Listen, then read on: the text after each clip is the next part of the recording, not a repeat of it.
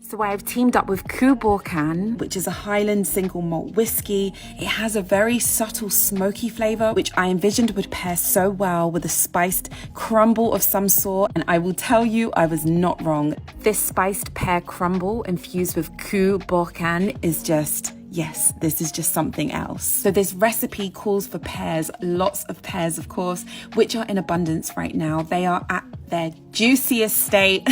They are in their prime. So yeah, right now up until February is the time to make use of pears if you have access to them. You could work with any variety of pear, any variety of apples that you have. I love adding raisins or sultanas to my crumble. Today I'm going to be adding like a little handful of sultanas. It gives this crumble just an extra layer of juiciness, of plumpness. So for our very non-traditional topping, we're going to be using some oats. I love the way that they kind of crisp up and they crunch up. We're going to really work these oats so they come out very kind of like crunchy and they have like a lot of texture and flavor to them. We're also going to be using some sugar. I'm using some coconut palm sugar. You could use brown sugar. You could use whatever sugar you prefer, or you could totally just leave it out, but I'm not sure how that would be without any type of sweetness. I love the deep flavor of coconut palm sugar, so that's why I am using this. Also going to be needing some butter. This is going to give the crumble that crispiness. It's going to really give it that golden touch that we want, and it's going to make everything buttery. Everything's just better with butter. I love topping my crumble specifically with dark chocolate. I think dark chocolate and pear and whiskey, oh my goodness, the combination. So yeah, I'm going to be using some dark chocolate, and I'm also going to be topping it with some pistachios, some chopped pistachios, just for some extra brightness, some extra crunch, some extra the main spice within this crumble, of course, is going to be cinnamon. We're going to be using it in the topping, and we're also going to place it in the filling too. As I mentioned, we are going to be working with this Cu Bocan. We are going to give this crumble a splash of unusual. We're going to get very innovative, very experimental in our kitchens today.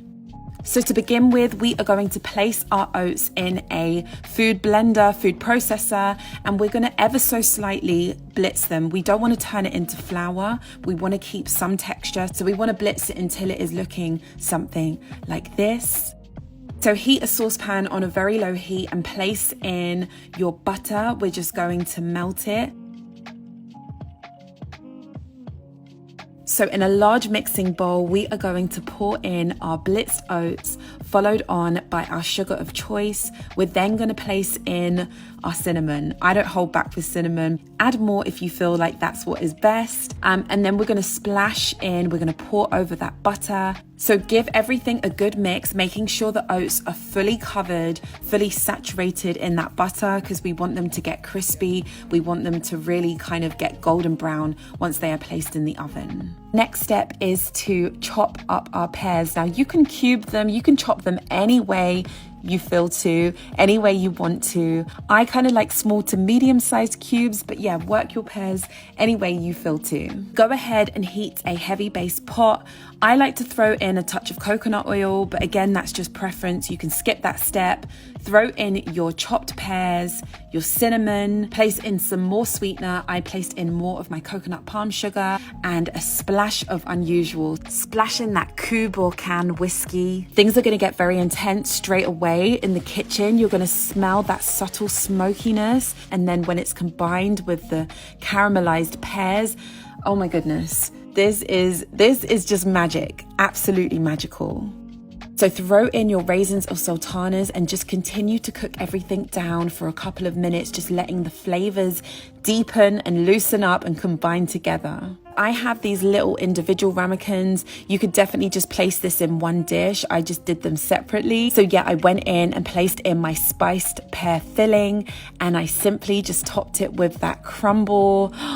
Oh yes, if you want to make it extra dreamy, you can top it with some dark chocolate like I did, and then just place your pear crumble into a 180 degree preheated oven. Leave your crumble in for 10 to 12 minutes until it is fully heated, until that chocolate is melted and the crumble coating is golden and crunchy on top. I went ahead and topped mine with some chopped pistachio. I just think this adds a really nice kind of colourful element to this crumble. I love the experimental elements of this recipe, adding whiskey to a crumble, and it works so well. It is festive season coming up, and this is an actual dream. We're just getting started with festive recipes, but this one is a good place to begin with.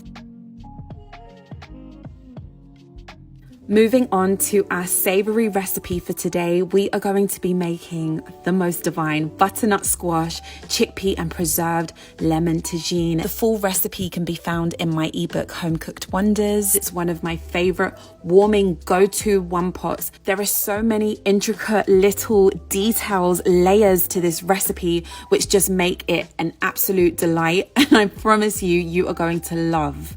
So for the base of this recipe, we are going to be using some shallots. Of course, you can use regular white or red onions. I love using shallots. I like switching things up. I love the sweetness that they give, which just complements all of the other flavors, all of the other ingredients that we have. We're also going to be using some ginger, some warming ginger. We're going to be using some garlic, some big juicy cloves of garlic. The main herb involved in this recipe is parsley. We're going to be throwing it in at all stages whilst cooking this beautiful pot of food.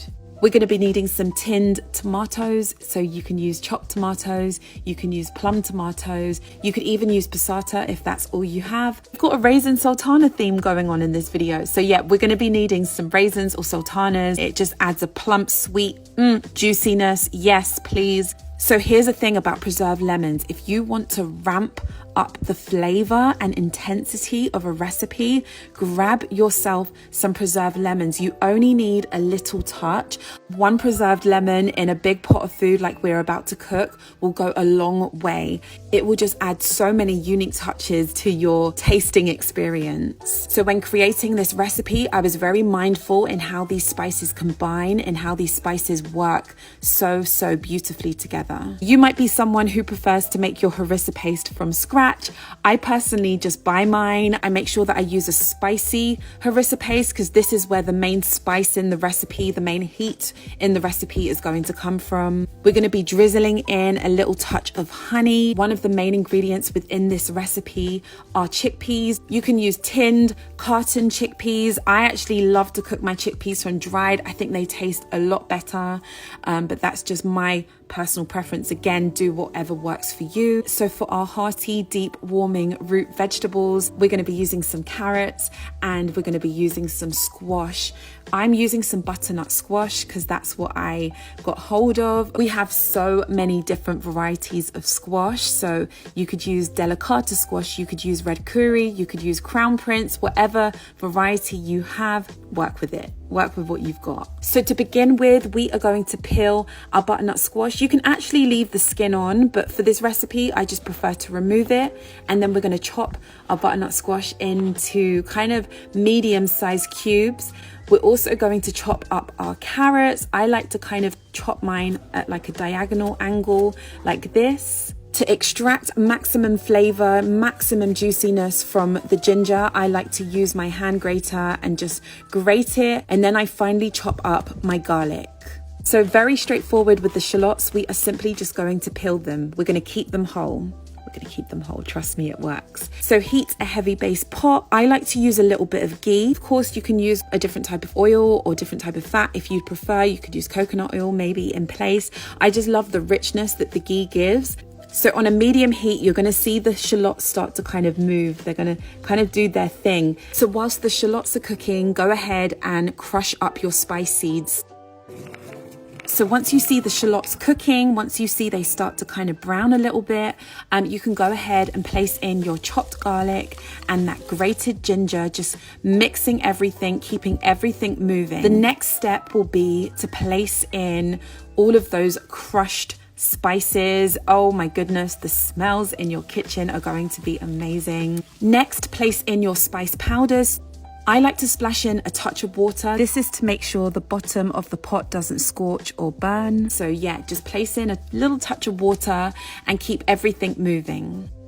I went ahead and I added in some sea salt and that harissa paste, that spicy harissa paste, followed on by the tinned tomatoes. Swirl in a drizzle of honey and just begin mixing everything. You can turn the heat up a little bit. We want everything cooking away, everything combining, all of those flavors deepening. So throw in your chickpeas, making sure that they are rinsed and washed if you're using canned or tinned chickpeas. Let everything bubble away for a couple of minutes and then place in your stock. The next step is going to be placing in our chopped vegetables. So the chopped butternut squash and the chopped carrots. I like to place in a little bit of chopped parsley at this stage and at the end. You can turn the heat up a little bit for a couple of minutes, just so everything kind of heats through. So reduce the heat and cover the pot. So whilst the tagine is cooking away, we are going to prepare the preserved lemons. You can remove the seeds and then just slice it very, very thinly. After around 10 minutes of cooking the tagine, you can place in the preserved lemons and the raisins. Place the lid back on and then just cook everything down for a further 15 to 20 minutes, just keeping an eye on it, stirring regularly. So when the butternut squash and the carrots are tender, this is when the tagine is ready. Oh my goodness, this fragrant recipe gets me every time. So go ahead and plate up your tagine. You can serve it with quinoa, you can serve it with couscous like I did.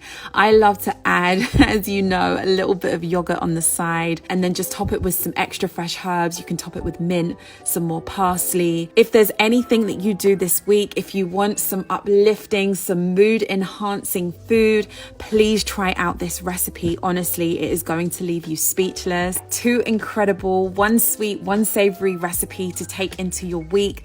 Let me know how you get on trying these recipes out in the comments. For more recipes, head over to my website, go and check out my ebooks. I will see you all in my next video. Everybody take care. See you all soon. Bye.